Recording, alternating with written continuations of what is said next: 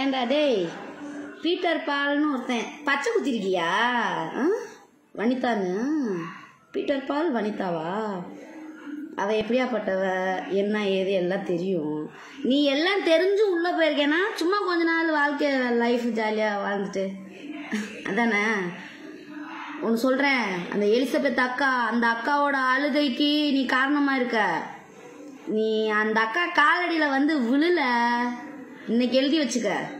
ஏன்னா நீ விழுவ, அவகிட்ட அடிப்பட்டு மிதிப்பட்டு, ஏன்னா உன் மூளையை அவளுக்காக செலவு பண்ணி யூடியூப்ல நீ அவளுக்கு சப்போர்ட் பண்ணலாம் நீ போன. ஆனா அவ உன்னைய அப்படியே வளைச்சு உடம்ப காட்டி நல்லா வளைச்சு 2 பிள்ளைங்களுக்கு அப்பா வேணும்னு சொல்லி உன் 2 பிள்ளைங்களை போய் பாடுறா. டேய், உனக்குலாம் ஒரு பையன் இருக்கானே, அவனுக்கு லவ் பண்ற ஒரு ஏஜ் தான் அவெல்லாம். ஏண்டா உன் சுகத்துக்காக உன் பிள்ளைங்களோட மான மரியாதைலாம் இழக்கிற? அந்த பொம்பளை பிள்ளைய பாவண்டா. உன் வீட்டுல இருக்கிற பிள்ளைங்களை நீ நினைச்சு பாத்தியாடா? உன் பொண்டாட்டியை நீ நினைச்சு பாத்தியாடா?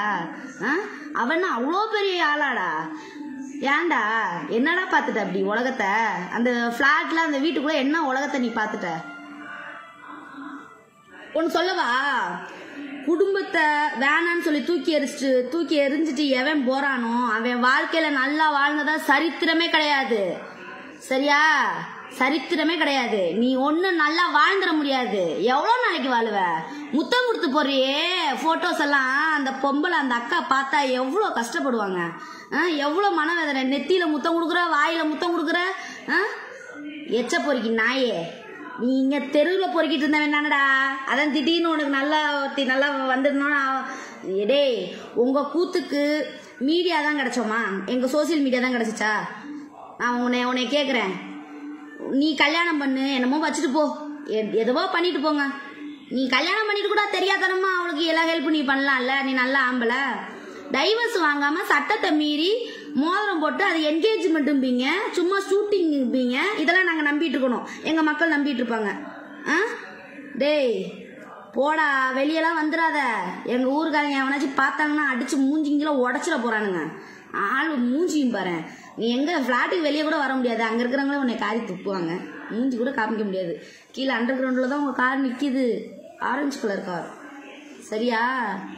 கார்லயே போவீங்க, கார்லயே வருவீங்க. நீங்க ஒரு உதுத்து போயிடுச்சு, அவ ஒரு உதுத்து போனவ, நீ ஒரு உதுத்து போனவன் போல. உனக்கு வெக்கமான சூடு சொன்ன. மீச வச்சிருக்க, மீச போய் மீசேறா.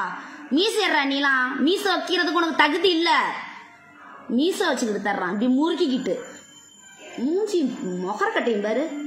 எவனோ பெத்த பிள்ளைக்கு வந்து உன் அன்பு பாசத்தை கொட்டுறியே, உன் பிள்ளை இப்ப ரோட்ல நிக்குதேடா. உனக்கு மனசாட்சி இல்லையாடா?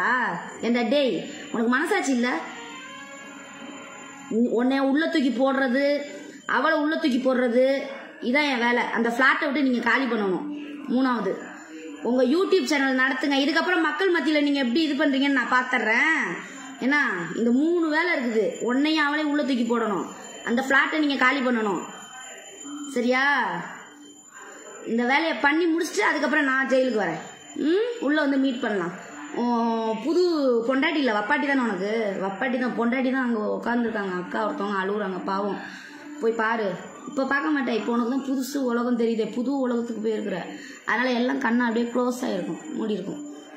என்னைக்காச்சும் ஒரு நாள் காலடியில் வந்து விழுவ, எலிசபெத் அக்கா காலடியில் வந்து விழுவ. நான் சொல்கிறேன்டா, நல்லா எழுதி வச்சுக்கடா, உன் மூளையில் வச்சுக்கடா.